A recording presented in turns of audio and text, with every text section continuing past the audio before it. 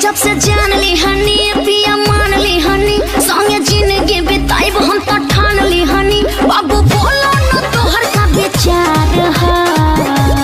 I love you Raju. एगो हमर दिल ए जान होई तीनो तहार। जब से जान ली हनी पिया मान ली हनी संगे जिंदगी बिताइब हम तो ठान ली हनी। बाबू बोलो न तोहर का विचार है। हमर दिल ए जान होई तीनो तहार। हमर दिल ए जान होई तीनो तहार। जब से जान ली हनी पिया मान ली हनी संगे जिंदगी बिताइब हम तो ठान ली हनी। बाबू बोलो न तोहर का विचार है। हमर दिल ए जान होई तीनो तहार। जब से जान ली हनी पिया मान ली हनी संगे जिंदगी बिताइब हम तो ठान ली हनी। बाबू बोलो न तोहर का विचार है।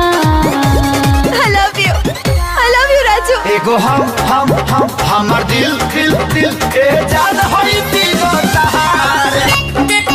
जब से जान ली हनी पिया मान ली हनी संगे जिंदगी बिताइब हम तो ठान ली हनी। बाबू बोलो न तोहर का विचार है। हमर दिल ए जान होई तीनो तहार। हमर दिल ए जान होई तीनो तहार। जब से जान ली हनी पिया मान ली हनी संगे जिंदगी बिताइब हम तो ठान ली हनी। बाबू बोलो न तोहर का विचार है। हमर दिल ए जान होई तीनो तहार। जब से जान ली हनी पिया मान ली हनी संगे जिंदगी बिताइब हम तो ठान ली हनी। बाबू बोलो न तोहर का विचार है। I love you Raju. एगो हमर दिल ए जान होई तीनो तहार। जब से जान ली हनी पिया मान ली हनी संगे जिंदगी बिताइब हम तो ठान ली हनी। बाबू बोलो न तोहर का विचार है। हमर दिल ए जान होई तीनो तहार। हमर दिल ए जान होई तीनो तहार।